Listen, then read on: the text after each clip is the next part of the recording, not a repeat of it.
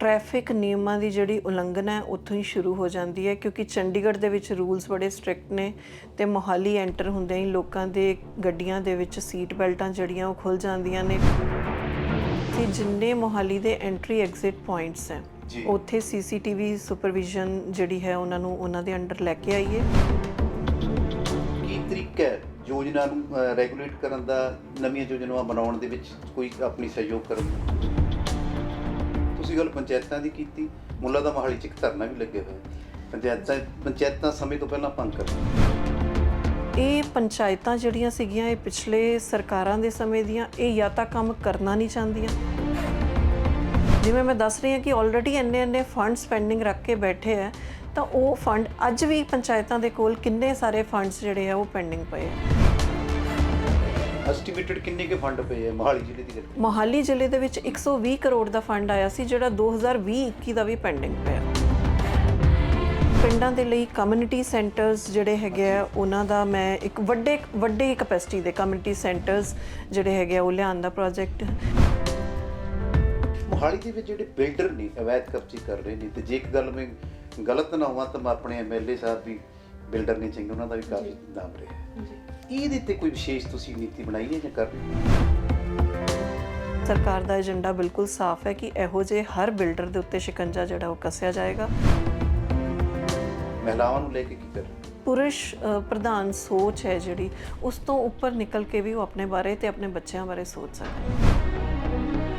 ਲੋਕਾਂ ਦੇ ਮਸਲੇ, ਲੋਕਾਂ ਦੀਆਂ ਸਹੂਲਤਾਂ, ਲੋਕਾਂ ਦੀ ਮੁੱਢਲੀਆਂ ਜਿਹੜੀਆਂ ਜ਼ਰੂਰਤਾਂ ਉਹ ਪੂਰਾ ਕਰਨਾ ਆਮ ਆਦਮੀ ਪਾਰਟੀ ਆਪਣਾ ਜਿਹੜਾ ਮੇਜਰ ਕੰਮ ਸਮਝਦੀ ਹੈ।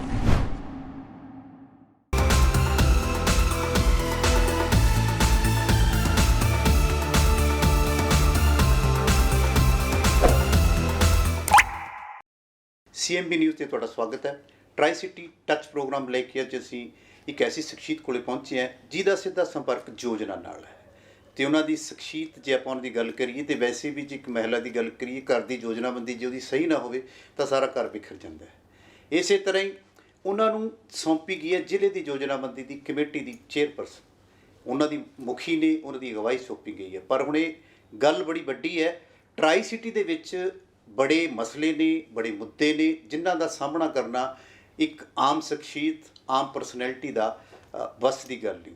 ਪਰ ਆਪਾਂ ਜੇ ਗੱਲ ਕਰੀਏ, ਇਸ ਪੋਸਟ ਦੇ ਵਿੱਚ ਪਹਿਲਾਂ 8 ਅਧਿਕਾਰੀ ਕੰਮ ਕਰ ਚੁੱਕੇ ਨੇ, ਇਹ 9ਵੇਂ ਨੇ, ਅਤੇ ਇਸ ਦੇ ਵਿੱਚ ਸਾਬਕਾ ਉਪ ਮੁੱਖ ਮੰਤਰੀ ਭੱਠਲ, ਆਦੇਸ਼ ਪ੍ਰਤਾਪ ਸਿੰਘ ਕੈਰੋਂ, ਬੀਬੀ ਅਮਨਜੀਤ ਕੌਰ ਜੀ ਅਤੇ ਹਰਭਜਨ ਮਾਨ ਤਿੱਕਰ ਦੀਆਂ ਸ਼ਖਸੀਅਤਾਂ ਨੇ, ਨਾਮਵਰ ਸ਼ਖਸੀਅਤਾਂ ਨੇ ਇਸ ਸੀਟ 'ਤੇ ਕੰਮ ਕੀਤਾ ਹੈ। ਪਰ ਇੱਕ ਬਹੁਤ ਵੱਡੀ ਗੱਲ ਹੈ ਲੋਕਾਂ ਦੇ ਵਿੱਚ ਕਿ ਇਸ ਅਹੁਦੇ ਦਾ ਕੀ ਕੰਮ ਹੈ, ਇਹ ਕਿਵੇਂ ਕੰਮ ਕਰਦੇ ਹੈ, ਕਿਵੇਂ ਲੋਕਾਂ ਨਾਲ ਜੁੜਿਆ ਹੋਇਆ ਹੈ, ਇਹ ਆਮ ਲੋਕਾਂ ਵਿੱਚ ਉੱਭਰ ਕੇ ਨਹੀਂ ਆਉਂਦਾ। ਅਜਿਹੀਆਂ ਕੁਝ ਗੱਲਾਂ ਜਾਣਾਂਗੇ। ਇੱਕ ਮੰਨਿਆ ਜਾਂਦਾ ਹੈ ਕਿ ਇਸ ਅਹੁਦੇ ਦਾ ਸਿਆਸੀ ਪ੍ਰਭਾਵ ਜ਼ਿਆਦਾ ਰਹਿੰਦਾ ਕਿਉਂਕਿ ਸ਼ਹਿਰ ਦੀ ਯੋਜਨਾਬੰਦੀ ਨਾਲ ਜੁੜੀ ਹੋਈ ਚੀਜ਼ ਹੈ। ਯੋਜਨਾਬੰਦੀ ਦੇ ਨਾਲ ਬਹੁਤ ਹੀ ਚੀਜ਼ਾਂ ਨੇ ਅਤੇ ਇੱਕ ਬਹੁਤ ਵੱਡਾ ਬਜਟ ਆਉਂਦਾ ਹੈ। ਕਿਸ ਤਰ੍ਹਾਂ ਇਹ ਜੁੜਿਆ ਹੋਇਆ ਆਪਾਂ ਉਹਨਾਂ ਤੋਂ ਜਾਣਦੇ ਹਾਂ। ਸਾਡੇ ਨਾਲ ਨੇਗੇ ਜ਼ਿਲ੍ਹਾ ਯੋਜਨਾ ਕਮੇਟੀ ਦੇ ਚੇਅਰਪਰਸਨ ਸ਼੍ਰੀਮਤੀ ਇੰਜੀਨੀਅਰ ਪ੍ਰਭਜੋਤ ਕੌਰ ਜੀ, ਅਤੇ ਦਰਸ਼ਕਾਂ 'ਚ ਵੱਖਵਾ ਨਾ ਬਣਦੇ ਹੋਏ ਸਿੱਧਾ ਉਹਨਾਂ ਕੋਲ ਚੱਲਦੇ ਹਾਂ। ਪ੍ਰਭਜੋਤ ਕੌਰ ਜੀ, ਤੁਹਾਡਾ ਸਵਾਗਤ ਹੈ। ਧੰਨਵਾਦ ਜੀ।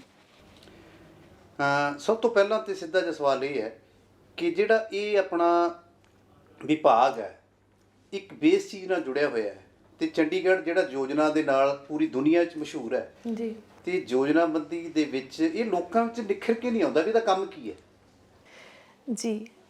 ਲਿਬਰਟ ਜੀ, ਪਹਿਲਾਂ ਤਾਂ ਤੁਹਾਡਾ ਬਹੁਤ ਧੰਨਵਾਦ ਅਤੇ ਤੁਹਾਡਾ ਸਵਾਗਤ ਕਰਦੇ ਹਾਂ। ਅਤੇ ਜਿਹੜਾ ਸਵਾਲ ਤੁਸੀਂ ਪੁੱਛਿਆ ਹੈ ਕਿ ਇਹ ਯੋਜਨਾਬੰਦੀ ਜਿਹੜੀ ਹੈਗੀ ਹੈ ਮੋਹਾਲੀ ਜ਼ਿਲ੍ਹੇ ਦੀ, ਇਹਦੇ ਵਿੱਚ ਬਹੁਤ ਸਕੋਪ ਆਫ ਵਰਕ ਹੈ। ਮਤਲਬ ਜੇ ਗੱਲ ਕਰੀਏ ਮੋਹਾਲੀ ਕਿਉਂਕਿ ਇੱਕ ਐਂਟਰੀ ਪੁਆਇੰਟ ਹੈ ਪੰਜਾਬ ਦਾ, ਅਤੇ ਇਹਨੂੰ ਉਸ ਤਰੀਕੇ ਨਾਲ ਪੇਸ਼ ਹੋਣਾ ਚਾਹੀਦਾ ਸੀ ਕਿ ਇਹ ਇੱਕ ਮਿਸਾਲ ਬਣੇ ਪੰਜਾਬ ਦੇ ਜ਼ਿਲ੍ਹਿਆਂ ਦੇ ਵਿੱਚੋਂ, ਕਿਉਂਕਿ ਇਹ ਐਂਟਰੀ 'ਤੇ ਹੈਗਾ। ਅਤੇ ਮੈਂ ਸਮਝਦੀ ਹਾਂ ਜਦੋਂ ਤੋਂ ਮੈਂ ਇਸ ਅਹੁਦੇ 'ਤੇ ਆਈ ਹਾਂ ਪਰ ਬਹੁਤ ਸਾਰੀਆਂ ਊਣਤਾਈਆਂ, ਬਹੁਤ ਸਾਰੀਆਂ ਜਿਹੜੀਆਂ ਸਮੱਸਿਆਵਾਂ ਹੈ ਇੱਥੇ ਦੇਖਣ ਨੂੰ ਮਿਲੀਆਂ ਨੇ, ਅਤੇ ਉਹਨਾਂ 'ਤੇ ਹੀ ਵਰਕਆਊਟ ਕਰ ਰਹੇ ਹਾਂ, ਲੱਗੇ ਹੋਏ ਹਾਂ। ਜੀ ਤੇ ਉਮੀਦ ਕਰਦੇ ਹਾਂ ਕਿ ਬੜੀ ਜਲਦੀ ਸਕਸੈਸਫੁਲ ਵੀ ਹੋਵਾਂਗੇ ਜੀ ਤੇ ਪਰ ਆਮ ਆਦਮੀ ਪਾਰਟੀ ਨੇ ਸਭ ਤੋਂ ਵੱਡੀ ਜ਼ਿੰਮੇਵਾਰੀ ਦਿੱਤੀ ਹੈ ਜਿਹੜੀ ਮੈਨੂੰ ਪਹਿਲਾਂ ਤਾਂ ਧੰਨਵਾਦ ਵੀ ਕਰਦੀ ਹਾਂ ਪਾਰਟੀ ਦਾ ਜੀ ਤੇ ਉਹਨਾਂ ਨੂੰ ਤੇ ਸਾਰੀ ਪਬਲਿਕ ਨੂੰ ਵੀ ਜ਼ਿਲ੍ਹੇ ਦੀ ਇਹ ਵਿਸ਼ਵਾਸ ਵੀ ਦਿਵਾਉਂਦੀ ਹਾਂ ਕਿ ਮੈਂ ਆਪਣੇ ਇਸ ਅਹੁਦੇ ਨੂੰ ਬਿਲਕੁਲ ਇਹਨੂੰ ਮਾਣ ਬਖਸ਼ਾਂਗੀ ਤੇ ਪੂਰੇ ਜਿਹੜੀ ਲਗਨ ਦੇ ਨਾਲ ਮਿਹਨਤ ਦੇ ਨਾਲ ਕੰਮ ਕਰਕੇ ਦਿਖਾਵਾਂਗੀ। ਤੁਹਾਡੇ ਤੇ ਦੋ ਜ਼ਿੰਮੇਵਾਰੀਆਂ ਨੇ ਪਾਰਟੀ ਦੀਆਂ, ਇੱਕ ਤੁਸੀਂ ਡਿਸਟ੍ਰਿਕਟ ਦੇ ਪ੍ਰਧਾਨ ਵੀ ਹੋ ਤੇ ਮੈਨੂੰ ਲੱਗਦਾ ਕਿ ਬਹੁਤ ਵੱਡਾ ਮਾਣ ਦੀ ਗੱਲ ਹੈ, ਮੈਂ ਹਲਾਵਾਂ ਨਹੀਂ ਕਿ ਤੁਹਾਨੂੰ ਇੱਕ ਜ਼ਿਲ੍ਹੇ ਦੀ ਜ਼ਿੰਮੇਵਾਰੀ ਮਿਲੀ ਹੈ ਤੇ ਬਾਕੀ ਦੂਸਰੀ ਉਸ ਯੋਜਨਾਬੰਦੀ ਦੀ, ਜਿਵੇਂ ਪਹਿਲਾਂ ਦੱਸ ਹੀ ਚੁੱਕੇ ਹਾਂ ਕਿ ਯੋਜਨਾਬੰਦੀ ਜੇ ਔਰਤ ਨਾ ਕਰੇ ਤਾਂ ਘਰ ਬਿਖਰ ਜਾਂਦਾ ਹੈ।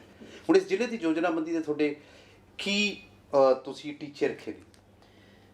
ਜੀ ਸਭ ਤੋਂ ਪਹਿਲਾਂ ਤਾਂ ਮੈਂ ਅਕਸਰ ਜ਼ਿਕਰ ਕਰਦੀ ਹਾਂ ਕਿ ਜਦੋਂ ਹੀ ਅਸੀਂ ਚੰਡੀਗੜ੍ਹ ਤੋਂ ਮੋਹਾਲੀ ਐਂਟਰ ਕਰਦੇ ਹਾਂ ਜੀ ਤੇ ਟ੍ਰੈਫਿਕ ਨਿਯਮਾਂ ਦੀ ਜਿਹੜੀ ਉਲੰਘਣਾ ਹੈ ਉੱਥੋਂ ਹੀ ਸ਼ੁਰੂ ਹੋ ਜਾਂਦੀ ਹੈ ਕਿਉਂਕਿ ਚੰਡੀਗੜ੍ਹ ਦੇ ਵਿੱਚ ਰੂਲਸ ਬੜੇ ਸਟ੍ਰਿਕਟ ਨੇ ਤੇ ਮੋਹਾਲੀ ਐਂਟਰ ਹੁੰਦਿਆਂ ਹੀ ਲੋਕਾਂ ਦੇ ਗੱਡੀਆਂ ਦੇ ਵਿੱਚ ਸੀਟ ਬੈਲਟਾਂ ਜਿਹੜੀਆਂ ਉਹ ਖੁੱਲ ਜਾਂਦੀਆਂ ਨੇ, ਟ੍ਰੈਫਿਕ ਲਾਈਟਸ ਦੀ ਉਲੰਘਣਾ ਜਿਹੜੀ ਉਹ ਸ਼ੁਰੂ ਕਰ ਦਿੰਦੇ ਨੇ। ਤਾਂ ਇਹਨੂੰ ਲੈ ਕੇ ਇੱਕ ਮੇਰਾ ਡ੍ਰੀਮ ਪ੍ਰੋਜੈਕਟ ਹੈ ਮੋਹਾਲੀ ਜ਼ਿਲ੍ਹੇ ਲਈ, ਰਾਦਰ ਪੂਰੇ ਪੰਜਾਬ ਲਈ ਹੈ ਪਰ ਆਪਾਂ ਕਿਉਂਕਿ ਗੱਲ ਅੱਜ ਸਿਰਫ ਜ਼ਿਲ੍ਹੇ ਦੀ ਕਰ ਰਹੇ ਹਾਂ ਤਾਂ ਇਹਦੇ ਲਈ ਇੱਕ ਡ੍ਰੀਮ ਪ੍ਰੋਜੈਕਟ ਜਿਸ ਤੇ ਮੈਂ ਕੰਮ ਵੀ ਕਰ ਰਹੀ ਹਾਂ ਤੇ ਜਿਹਦੇ ਲਈ ਮਾਨਯੋਗ ਸਾਡੇ ਵਿੱਤ ਮੰਤਰੀ ਸਾਹਿਬ ਪਲੈਨਿੰਗ ਦੇ, ਕਿਉਂਕਿ ਉਹ ਮੰਤਰੀ ਵੀ ਨੇ ਤੇ ਵਿੱਤ ਮੰਤਰੀ ਵੀ ਨੇ, ਉਹਨਾਂ ਤੋਂ ਇੱਕ ਬਹੁਤ ਵੱਡੇ ਫੰਡ ਦੀ ਡਿਮਾਂਡ ਵੀ ਕਰ ਰਹੀ ਹਾਂ ਜਿਸ ਦੇ ਤਹਿਤ ਕਿ ਅਸੀਂ ਜਿੰਨੇ ਮੋਹਾਲੀ ਦੇ ਐਂਟਰੀ ਐਗਜ਼ਿਟ ਪੁਆਇੰਟਸ ਹੈ ਉੱਥੇ CCTV ਸੁਪਰਵਿਜ਼ਨ ਜਿਹੜੀ ਹੈ ਉਹਨਾਂ ਦੇ ਅੰਡਰ ਲੈ ਕੇ ਆਈਏ ਤਾਂ ਕਿ ਜਿਹੜੇ ਇਹ ਇੱਕ ਤਾਂ ਟ੍ਰੈਫਿਕ ਰੂਲਸ ਦੀ ਉਲੰਘਣਾ ਹੁੰਦੀ ਹੈ, ਦੂਸਰਾ ਕਾਨੂੰਨ ਦਾ ਪਾਲਣ ਨਾ ਕਰਨ ਵਾਲੇ ਲੋਕ ਤੇ ਤੀਸਰਾ ਜਿਹੜਾ ਕ੍ਰਾਈਮ ਰੇਟ ਹੈ ਉਹਦੇ 'ਚ ਉਹ ਬਹੁਤ ਕੰਟਰੋਲ ਹੋਏਗਾ ਅਗਰ ਅਸੀਂ CCTV ਦਾ ਪ੍ਰੋਜੈਕਟ ਲੈ ਕੇ ਆਉਂਦੇ ਹਾਂ ਮੋਹਾਲੀ ਜ਼ਿਲ੍ਹੇ ਲਈ।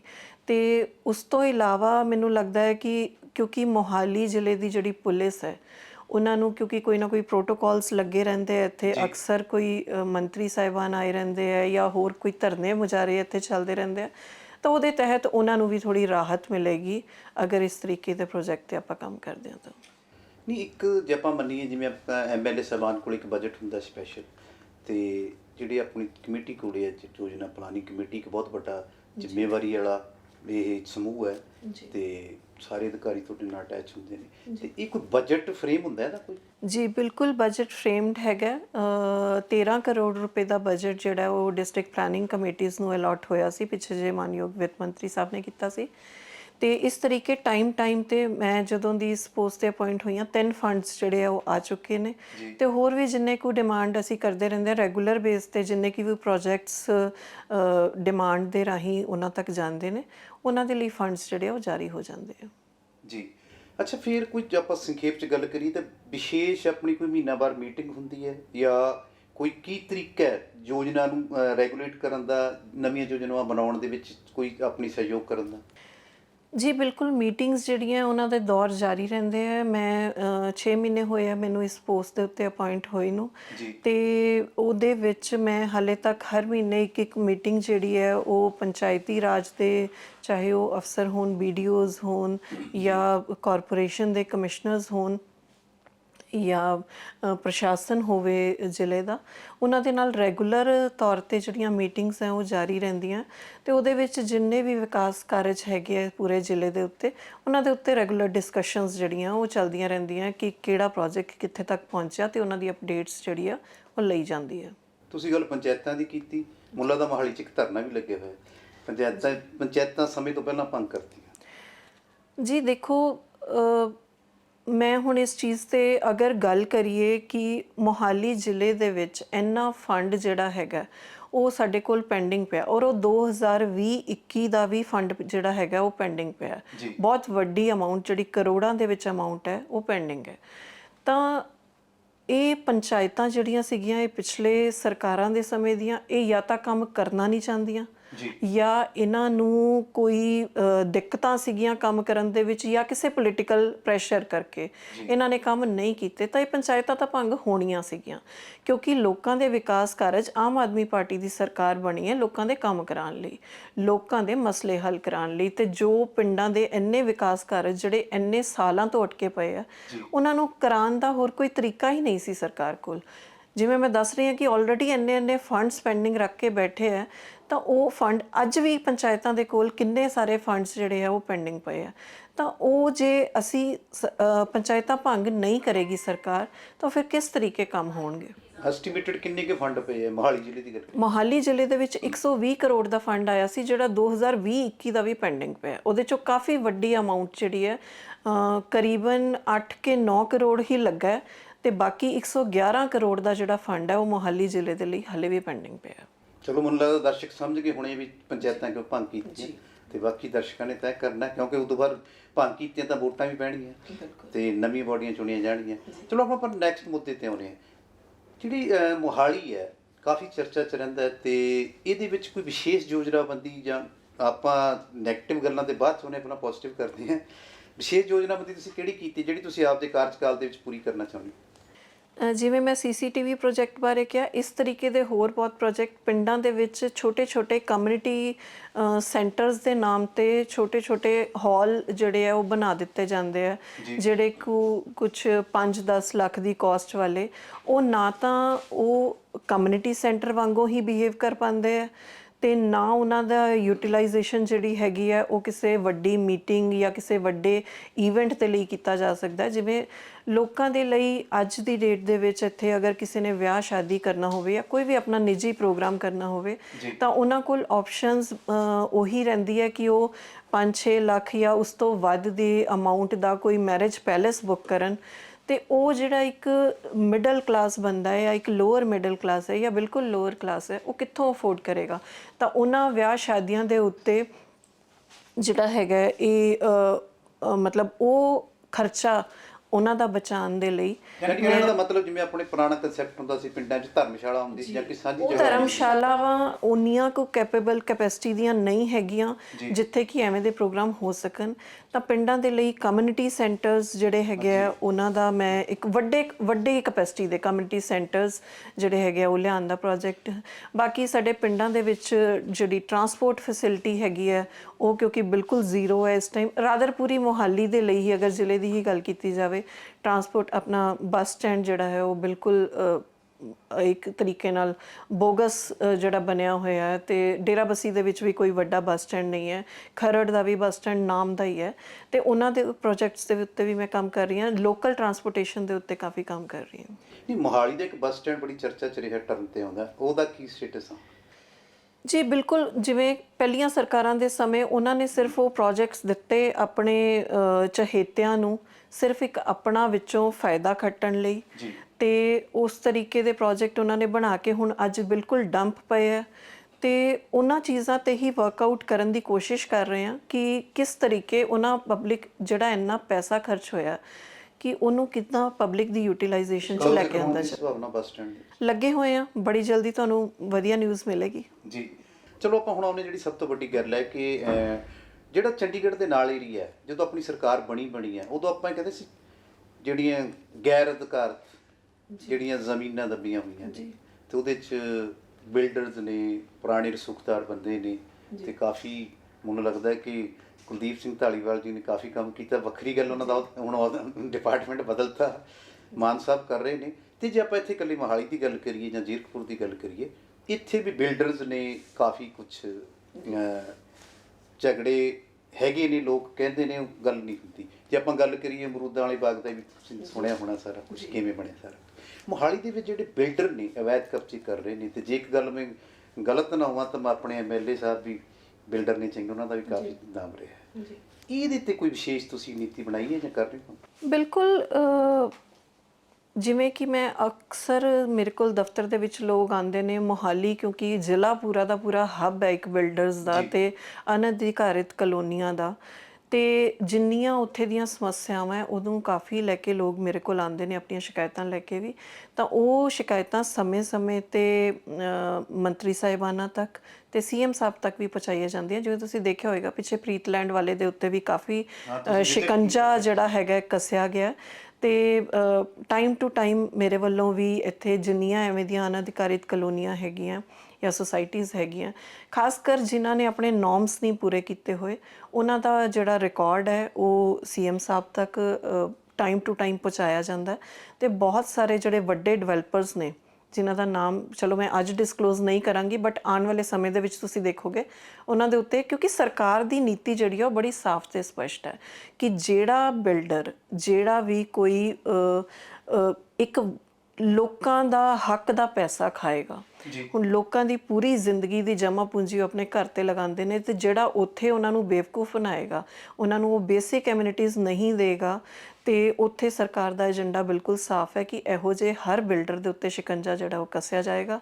ਤੇ ਉਸੇ ਦੇ ਤਹਿਤ ਮੁਹਾਲੀ ਦੇ ਵੀ ਬਹੁਤ ਵੱਡੀਆਂ ਜੀ ਬਿਲਕੁਲ, ਮੁਹਾਲੀ ਦੀਆਂ ਵੀ ਬਹੁਤ ਵੱਡੀਆਂ ਮਛਲੀਆਂ ਇਹਦੇ ਵਿੱਚ ਫਸਣਗੀਆਂ। ਜੀ ਚਲੋ, ਤੁਸੀਂ ਕਿਸੇ ਵਿਸ਼ੇਸ਼ ਸ਼ਖਸੀਅਤ ਦਾ ਨਾਮ ਨਹੀਂ ਲੈਣਾ ਚਾਹੁੰਦੇ, ਬਿਲਡਰ ਦਾ ਨਾਮ ਨਹੀਂ ਲੈਣਾ ਚਾਹੁੰਦੇ, ਤੁਸੀਂ ਥੋੜਾ ਜਿਹਾ ਕਿਸੇ ਕਲੋਨੀ ਦਾ ਨਾਮ ਦੱਸ ਦਿਓ ਜਿਹਦਾ ਐਕਸ਼ਨ ਚੱਲ ਰਿਹਾ। ਨਿਊ ਸਨੀ ਪ੍ਰੋਜੈਕਟ ਦੇ ਵਿੱਚ ਉੱਥੇ ਕਾਫੀ ਦਿੱਕਤਾਂ ਆ ਰਹੀਆਂ ਨੇ, ਤਾਂ ਉਹਨਾਂ ਦੇ ਅਗੇਂਸਟ ਆਲਰੇਡੀ ਕਾਫੀ ਕੰਪਲੇਂਟਸ ਸੀ ਨੇ ਬਾਜਵਾ ਜੀ ਦੇ, ਤਾਂ ਸਾਰਾ ਕੁਝ ਸੀਐਮ ਸਾਹਿਬ ਦੀ ਨੌਲੇਜ ਹੈਗਾ ਤੇ ਸਾਰਿਆਂ ਦੀ ਨੌਲੇਜ ਹੈ, ਤੇ ਬੜੀ ਜਲਦੀ ਉਹਨਾਂ ਤੇ ਐਕਸ਼ਨ ਤੁਹਾਨੂੰ ਦੇਖਣ ਕੋਈ ਐਕਸ਼ਨ ਨਜ਼ਰ ਆ ਜੀ। ਚਲੋ ਆਪਾਂ ਜੀਰਕਪੁਰ ਪਾਸੇ ਵਾਲੇ ਪਾਸੇ ਚੱਲਦੇ ਹਾਂ, ਉੱਥੇ ਵੀ ਬਹੁਤ ਜ਼ਿਆਦਾ ਹੈ।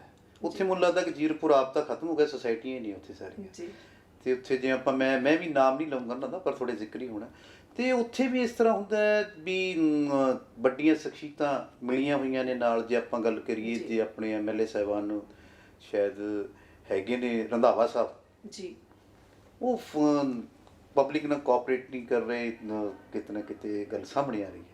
ਨਹੀਂ, ਐਵੇਂ ਦਾ ਕੋਈ ਮਸਲਾ ਨਹੀਂ ਹੈ। ਰੰਧਾਵਾ ਜੀ ਦੀ ਤਾਂ ਇਹ ਖਾਸੀਅਤ ਮੰਨੀ ਜਾਂਦੀ ਹੈ ਕਿ ਉਹ ਪਬਲਿਕ ਦੇ ਵਿੱਚ ਹੀ ਰਹਿੰਦੇ ਨੇ। ਤੁਸੀਂ ਪਿਛਲੇ ਸਮੇਂ 'ਚ ਦੇਖਿਆ ਹੋਣਾ, ਜਦੋਂ ਦਾ ਇਹ ਫਲੱਡਿੰਗ ਵਾਲਾ ਵੀ, ਹੁਣ ਕਿਉਂਕਿ ਡੇਰਾਬੱਸੀ ਕਾਫੀ ਪ੍ਰਭਾਵਿਤ ਹੋਇਆ ਹਲਕਾ ਇਸ ਫਲੱਡਿੰਗ ਸਿਸਟਮ ਦੇ ਵਿੱਚ, ਤੇ ਉੱਥੇ ਰੰਧਾਵਾ ਜੀ ਪੂਰਾ ਐਕਟਿਵ ਰੋਲ ਪਲੇ ਕੀਤਾ ਉਹਨਾਂ ਨੇ, ਉਹਨਾਂ ਦੇ ਸਾਰੇ ਡਿਪਾਰਟਮੈਂਟਸ ਨੂੰ ਨਾਲ ਲੈ ਕੇ ਜਿੱਥੇ ਕਿਤੇ ਵੀ ਸਹੂਲਤਾਂ ਦੀ ਲੋੜ ਸੀ, ਤੇ ਉਹ ਲੋਕਾਂ ਦੇ ਵਿੱਚ ਹੀ ਰਹਿੰਦੇ ਨੇ। ਤੇ ਐਵੇਂ ਦਾ ਜੇ ਕੋਈ ਵੀ ਮਸਲਾ ਹੈਗਾ ਤਾਂ ਤੁਸੀਂ ਦੱਸ ਸਕਦੇ ਹੋ, ਆਪਾਂ ਉਹਨਾਂ ਨਾਲ ਡਿਸਕਸ ਕਰਕੇ ਜਿਹੜਾ ਹੈਗਾ ਕਲੋਜ਼ ਕਰ ਸਕਦੇ ਸ਼ੇਅਰ ਕਰਦਾ ਜਿਹੜਾ ਮੈਨੂੰ ਪਿਛਲੇ ਦਿਨੀ ਮੇਰੇ ਧਿਆਨ 'ਚ ਆਇਆ। 20 ਦੇ ਕਰੀਬ ਸੁਸਾਇਟੀਆਂ ਨੇ ਇਕੱਠੀ ਹੋ ਕੇ ਮੀਟਿੰਗ ਕੀਤੀ ਹੈ ਕਿ ਨਗਰ ਨਿਗਮ ਤੇ ਉਹ ਆਪਣੇ ਐਮਐਲਏ ਸਾਹਿਬ ਤੇ ਇੱਕ ਦੋਸ਼ ਲੱਗਦੇ ਨੇ ਕਿ ਮਿਲ ਕੇ ਬਲੇਮਿੰਗ ਗੇਮ ਚੱਲ ਰਹੀ ਹੈ ਵੀ ਉਹ ਇਹ ਉਹਦਾ ਕੰਮ ਸੀ, ਉਹਦਾ ਕੰਮ, ਜਿਵੇਂ ਚੰਡੀਗੜ੍ਹ ਚੱਲਦਾ ਹੁੰਦਾ ਇਹ ਸੜਕ ਉਹਦੀ ਹੈ ਤੇ ਉਹਦੀ ਕੰਮ ਨਹੀਂ ਕਰਦੇ।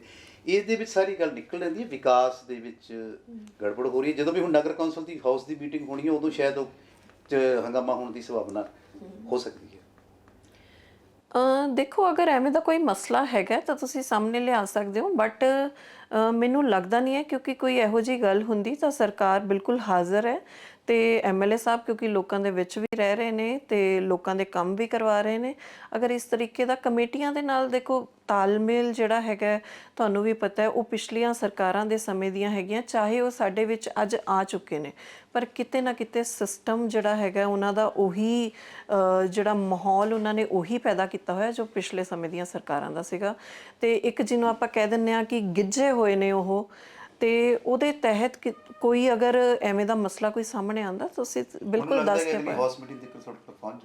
ਜੀ, ਬਿਲਕੁਲ ਕੋਈ ਗੱਲ ਨਹੀਂ, ਫਿਰ ਪੁੱਛਾਂਗੇ ਜੀ। ਹੁਣ ਗੱਲ ਦੂਸਰੀ ਹੁੰਦੀ ਵੀ ਤਾਂ ਚਲੋ ਹੋ ਗਈ ਤੁਹਾਡੇ ਇਸ ਸੀਟ ਨਾਲ ਜੁੜੀਆਂ ਹੋਈਆਂ ਚੀਜ਼ਾਂ। ਹੁਣ ਤੁਹਾਡੇ ਕੋਲ ਜ਼ਿੰਮੇਵਾਰੀ ਹੈ ਜ਼ਿਲ੍ਹਾ ਪ੍ਰਧਾਨ ਦੀ, ਤੇ ਬਹੁਤ ਵੱਡੀ ਫਖਰ ਵਾਲੀ ਗੱਲ ਹੈ ਕਿ ਇੱਕ ਮਹਿਲਾ ਨੂੰ ਇਹ ਜ਼ਿੰਮੇਵਾਰੀ ਮਿਲੀ ਹੋਈ ਹੈ।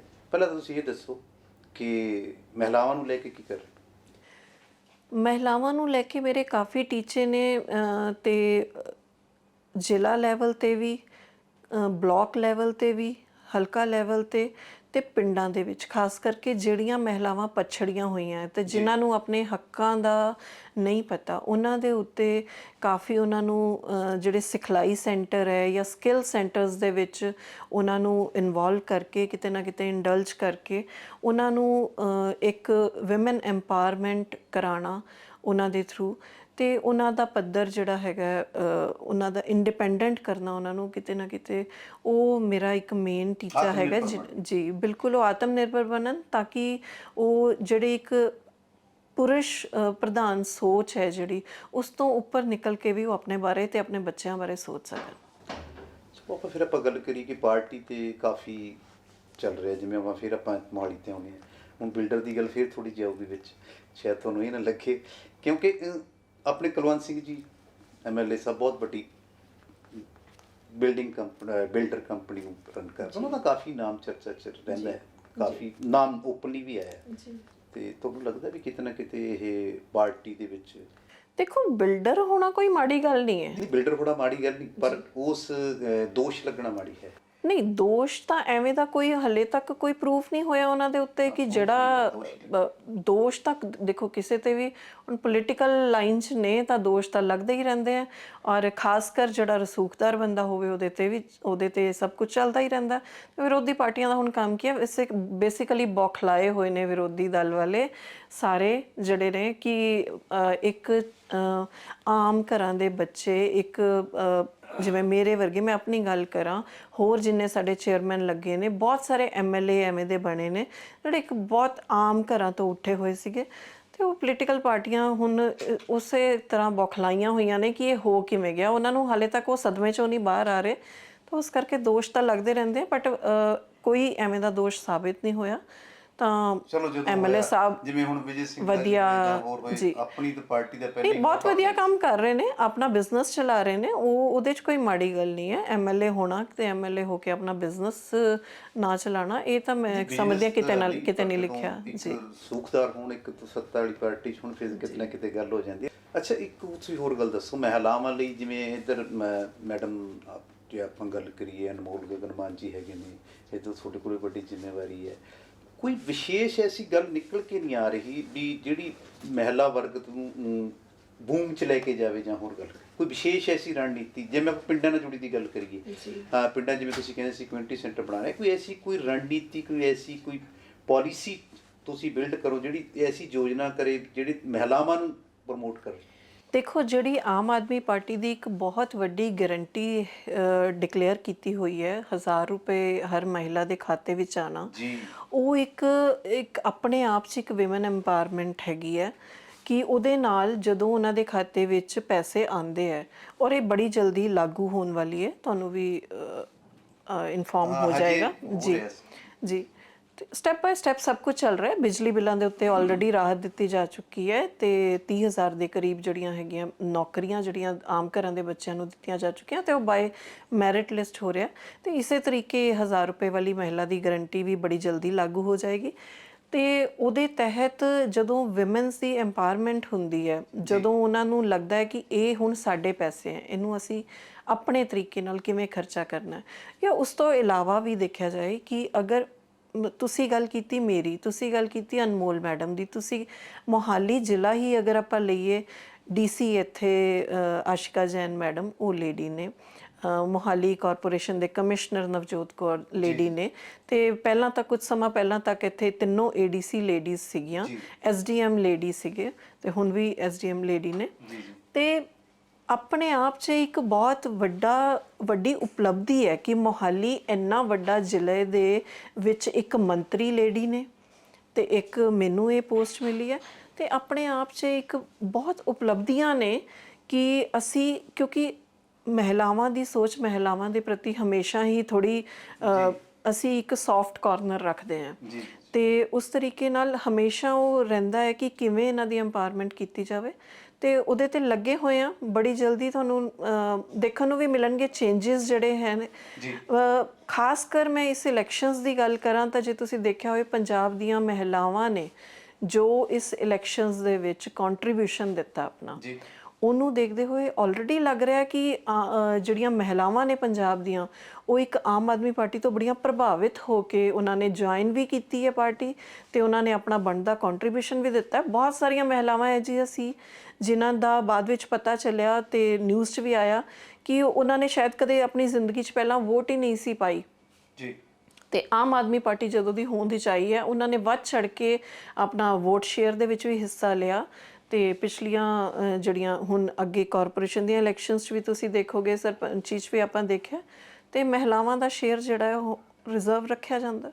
ਤੁਹਾਡਾ ਜੇ ਵਿਦਿਆ ਦੀ ਗੱਲ ਕਰੀਏ, ਇੰਜੀਨੀਅਰਿੰਗ ਹੈ, ਤੇ ਯੋਜਨਾਬੰਦੀ ਸ਼ਹਿਰ ਦੀ ਉਹ ਮੇਰਾ ਬੇਸ ਹੁੰਦੀ ਹੈ ਇਹ, ਤੇ ਕੋਈ ਐਸੀ ਦਰਸ਼ਕਾਂ ਨਾਲ ਗੱਲ ਸਾਂਝੀ ਕਰੋ ਜਿਹੜੀ, ਜਿਵੇਂ ਕਿ ਮੈਂ ਸਟਾਰਟਿੰਗ ਤੇ ਜ਼ਿਕਰ ਕੀਤਾ ਸੀਗਾ ਕਿ ਤੁਹਾਡਾ ਜਿਹੜਾ ਵਿਭਾਗ ਹੈ ਜਿਸ ਨਾਲ ਜੁੜਿਆ ਹੈ, ਉਹ ਜ਼ਿਕਰ ਨਹੀਂ ਹੁੰਦਾ, ਕਿਤੇ ਜ਼ਿਕਰ ਹੋਏ ਵੀ ਇਹ ਪਲਾਨਿੰਗ ਯੋਜਨਾ ਕਮੇਟੀ ਦੇ ਥਰੂ ਹੋਈ ਇਹ ਗੱਲ, ਕਿ ਕੋਈ ਕਿਉਂਕਿ ਚਰਚੇ ਤਾਂ ਪਹਿਲਾਂ ਜਿਵੇਂ ਆਪਾਂ ਗੱਲ ਕੀਤੀ ਮੋਹਾਲੀ ਦੀ ਬੱਸ ਸਟੈਂਡ ਦੀ, ਉਹ ਰੁਕਿਆ ਹੋਇਆ, ਇਹੋ ਜਿਹੀ ਕੋਈ ਚੀਜ਼ ਬਣੂ?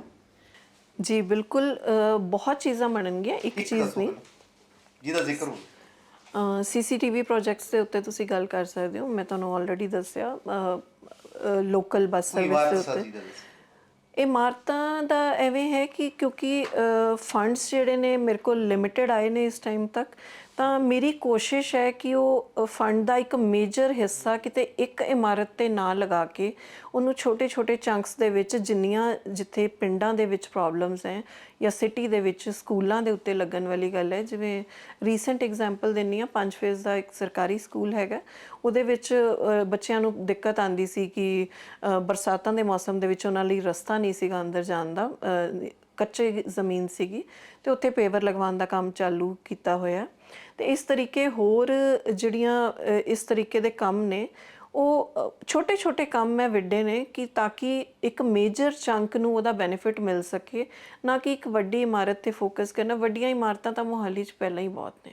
ਨਹੀਂ, ਉਹ ਵੀ ਹੈ। ਜਿਵੇਂ ਮੈਂ ਜ਼ਿਕਰ ਕਰਾਂ ਤੇ ਚੰਡੀਗੜ੍ਹ ਦੀ ਪਿੰਡ ਹੈ, ਉਹਦੀ ਇਮਾਰਤ ਨੂੰ ਬਹੁਤ ਦੂਰੋਂ ਦੂਰੋਂ ਦੇਖਣ ਆਉਂਦੇ ਨੇ। ਚੰਡੀਗੜ੍ਹ ਨੂੰ ਦੇਖਣ ਆਉਂਦੇ ਨੇ, ਇਸ ਤਰ੍ਹਾਂ ਦੀ ਕੋਈ ਚੀਜ਼ ਬਣੀ। ਮੈਂ ਸਮਝਦੀ ਹਾਂ ਕਿ ਦੇਖੋ, ਇਮਾਰਤਾਂ ਤਾਂ ਪਿਛਲੀਆਂ ਸਰਕਾਰਾਂ ਨੇ ਵੀ ਕਾਫੀ ਬਣਾ ਲਈਆਂ।